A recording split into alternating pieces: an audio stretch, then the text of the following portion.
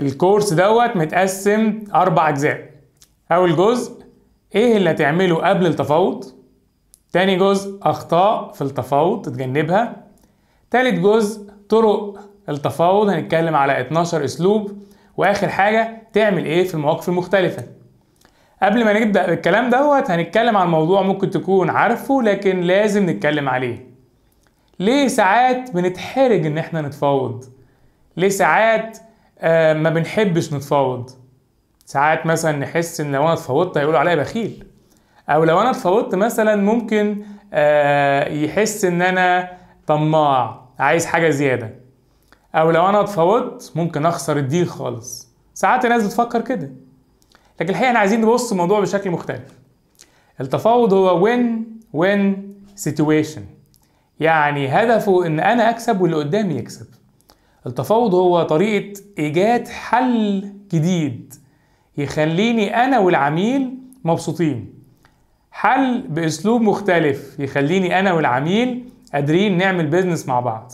كأنك بتلعب شطرنج كده، انا هحرك قطعة واللي قدامي يحرك قطعة، بس الهدف مش ان انا اكسبه، الهدف ان احنا نعمل ماتش كويس. خده على انه جيم كده، خد الموضوع على انه جيم، هتلاقي الاحراج راح منك.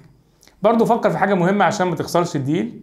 فكر انت تبقى نايس، فكر انت تتكلم مع الناس باسلوب كويس. مش معنى ان انا اتفاوض ان انا ابقى عنيف او ان انا اقول كلام خشن او كلام ناشف، لا، بسهولة جدا ممكن اطلع كسبان بعد التفاوض، كسبان الشخص كمان، لو خليت بالي من كلامي وبقيت شخص بياخد باله من كلامه وبيقول كلام ذوق جدا. هتبص تلاقي انت قادر تكسب التفاوض. اول نقطة قبل التفاوض، قبل التفاوض في غلطة كبيرة الناس بتعملها، انها تروح تتعامل مع العميل من غير ما تحضر كويس.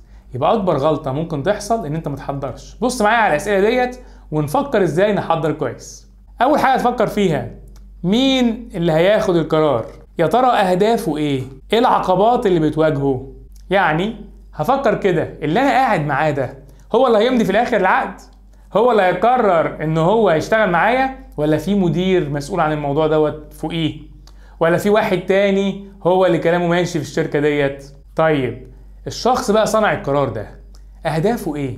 ايه الاولويات بتاعته؟ لان ساعات مثلا انت تفتكر انا هروح اقعد مع المدير الفلاني اكيد اهدافه انه يوفر. تبص لما تتكلم معاه وانت جايب له احسن سعر تبص ليه مش عايز يشتري. الحقيقة انت ما اكتشفتش الهدف بتاعه كويس.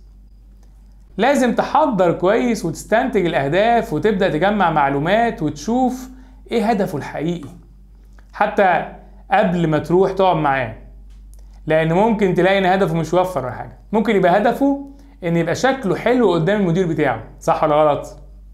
ساعات مثلا تروح لدكتور انت فاكر ان ممكن يبقى هدفه الحاجة السهلة الاستخدام. ممكن تفتكر كده، هروح ابيع له حاجة سهلة الاستخدام او اسهل اكتر. ممكن ما تكونش دي اولوياته. اولوياته ممكن تكون حاجة ان نسبة النجاح بتاعتها اعلى. فمهم جدا انك تحضر قبل ما تروح تتكلم مع العميل.